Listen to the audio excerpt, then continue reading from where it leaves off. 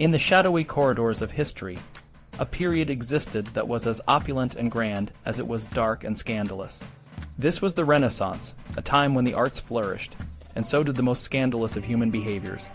Imagine a world where kings and queens, lords and ladies, lived in majestic castles, adorned in the finest silks and jewels, yet behind the grandeur, their lives were riddled with secrets, infidelity, and vice. This wasn't just a time of great art and discovery. It was a time when the rules of love and desire were written in the most unexpected ways. The nobility of the Renaissance, with their elaborate courts and intricate social games, had a unique approach to romance and relationships. By the time they reached maturity, the lords and ladies had mastered the art of seduction. They could charm, flirt, and entice with a skill that was both mesmerizing and dangerous. For them, the pangs of conscience were a minor inconvenience, easily overcome by the thrill of the chase. They were well aware of the consequences of their actions, but the allure of forbidden love was too strong to resist. However, the younger generation, particularly the newly married children of these seasoned seducers, approached the matter differently. They were raised with a sense of moral obligation and respect for the sanctity of marriage. Even as they witnessed the intrigues and affairs of their parents, they struggled with the weight of their own desires.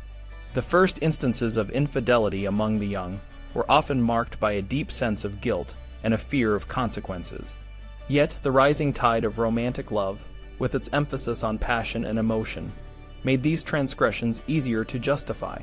The young men and women of the Renaissance, though aware of the sinfulness of their actions, found ways to navigate the complex social landscape. They engaged in what can only be described as a form of emotional and psychological flirting. They exchanged gifts, wrote poetry, and shared secret glances that spoke volumes.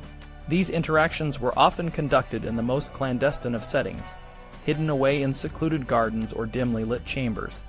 The atmosphere was charged with tension and anticipation, as each small gesture or word could be a step closer to the ultimate transgression. One of the most influential works of the time, Baldassare Castiglioni's Il Cortigiano, played a significant role in shaping the behavior of the young aristocracy.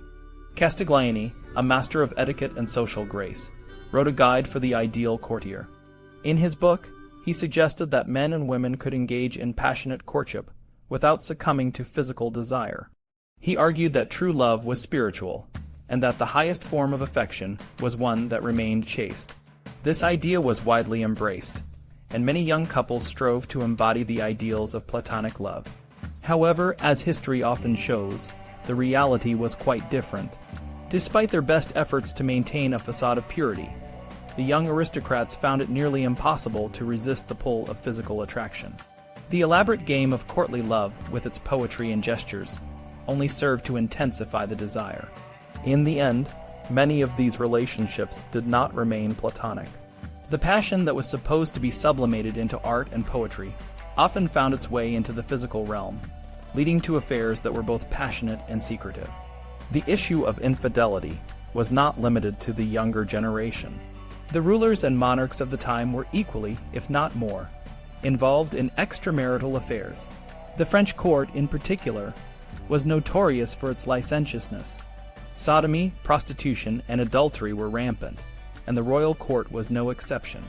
One of the most scandalous figures of the time was King Francis I of France. Known for his long nose, which was believed to be a sign of virility, Francis was a man of great appetites. He was known to have numerous mistresses, and was often seen in the company of beautiful women. His most famous lovers, Françoise de Foix and Anne de Pisseleu, were just the tip of the iceberg. Francis's pursuit of women was so voracious that he was once rumored to have laid siege to Milan, not for military conquest, but to pursue a pair of beautiful eyes he had seen there. The English court was no less scandalous. King Edward VI, despite his young age, was known for his licentious behavior. His court was rife with tales of infidelity and debauchery. Edward's predecessor, King Henry VIII, was perhaps the most famous of all for his numerous marriages and affairs. His relationship with Jane Shore, a commoner who became his favorite mistress, was a testament to the fluidity of social boundaries in the Renaissance. Jane Shore was not only a source of pleasure for the king, but also a powerful figure at court. using her influence to help many of the king's subjects. The impact of these behaviors on society was profound. The Renaissance was a time of great change and transformation, but it was also a period marked by moral ambiguity. The dichotomy between the public and private lives of the nobility was stark. On the one hand, they were the embodiment of grace and sophistication, patrons of the arts and leaders of their nations. On the other hand, their private lives were a tangled web of deceit, passion, and betrayal. This duality is a reflection of the broader tensions of the Renaissance, a time when old traditions were being challenged and new ideas were emerging. For the young people of the Renaissance, navigating this complex world was a daunting task. They were caught between the expectations of their parents and the desires of their hearts.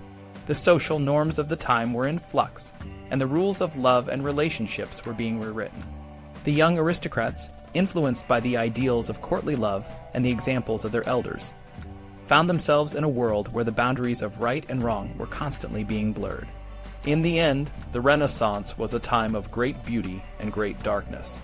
It was a period when the human spirit reached new heights of creativity and exploration, but it was also a time when the baser instincts of humanity were given free rein. The stories of love, passion, and betrayal that emerge from this era are a testament to the complexity of human nature. They remind us that even in the most refined and cultured of societies, the heart often follows its own path, regardless of the consequences.